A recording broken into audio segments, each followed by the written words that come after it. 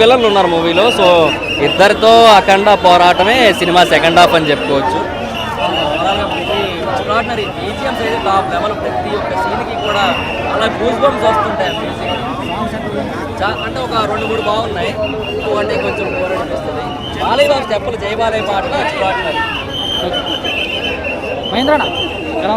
Chandu cinema బాగుందబ్బా.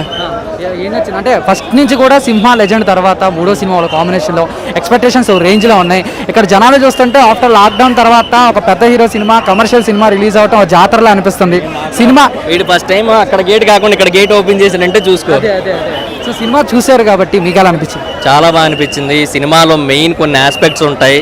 Balakrishna గారి dialogue delivery కావచ్చు, action scenes కావచ్చు, బ్యాక్గ్రౌండ్ మ్యూజిక్ కావచ్చు, cinematography main slow motion shots ఉంటాయి చూడు, అవి అయితే టాప్ లెవెల్ ఉంటాయి. సో అంత బాగా తీయడం జరిగింది. బోయపాటి గారి డైరెక్షన్ టాప్ లెవెల్. కొన్ని థాట్స్ ఉంటాయి. క్లైమాక్స్లో విలన్ చంపడానికి కూడా ఒక టెక్నిక్ వాడటం జరిగింది, అది కూడా నాకు బాగా నచ్చింది.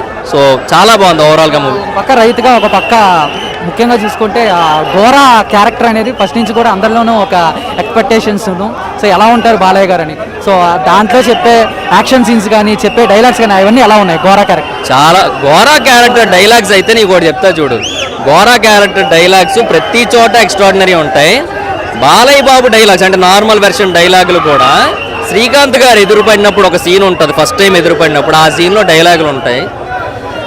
రాసిన ఎం రత్నం గారికి హ్యాట్స్ ఆఫ్. ఆయనే రాసి ఉంటారు అనుకుంటున్నాను నేనైతే, మాటలు ఆయనే. సో ఆయనకి మాత్రం హ్యాట్స్ ఆఫ్. అసలు ఒక్కొక్క మాట అంటే ఆ పదాలని ప్రాసలు అంటారు కదా, ఒక పదం ఇంకో పదం ఎడ్జ్ ఒకలాగే రావడం, ఆ ప్రాసలు వాడుతూ కూడా అంత బెస్ట్గా డైలాగులు ఇవ్వడం అనేది గ్రేట్. అసలు మళ్ళీ సెన్స్ కూడా చాలా ఎక్కువ ఉంది, మీనింగ్ కూడా చాలా బాగా వస్తుంది ప్రతి ఒక్క డైలాగ్కి కూడా. సో అది కూడా బెస్ట్. అసలు ముఖ్యంగా చూస్తే అన్న ఆ దేవాలయాల జోలికి వస్తే డైలాగ్స్ కానీ అవన్నీ కొంచెం ఇండైరెక్ట్గా ఎవరికో తగిలినట్టు ఉన్నాయని చెప్పేసి అంటున్నారు బయటకు వచ్చి.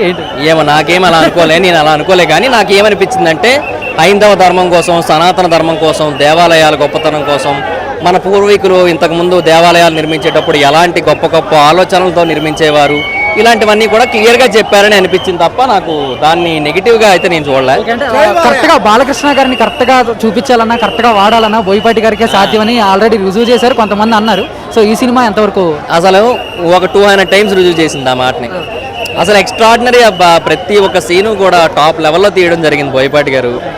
Mind blowing. అసలు కొన్ని సీన్లు ఇప్పటికీ మైండ్లోంచి బావు అలా తీయడం జరిగింది ఆయన. తమన్ గారి బ్యాక్గ్రౌండ్ మ్యూజిక్ అయితే టాప్ లెవెల్ అబ్బా. తమన్ గారు ఇచ్చిన బ్యాక్గ్రౌండ్ మ్యూజిక్ టాప్ లెవెల్, అది మామూలుగా లేదు. అది అది మన కలెక్షన్స్ మనం చెప్పలేము. బేసిక్గా ఇక్కడ క్రౌడ్ చూస్తుంటే చాలా హెవీగా వచ్చారని అర్థమవుతుంది.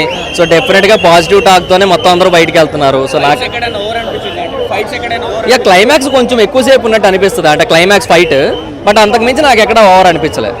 Okay, thank you. నాది కాదు.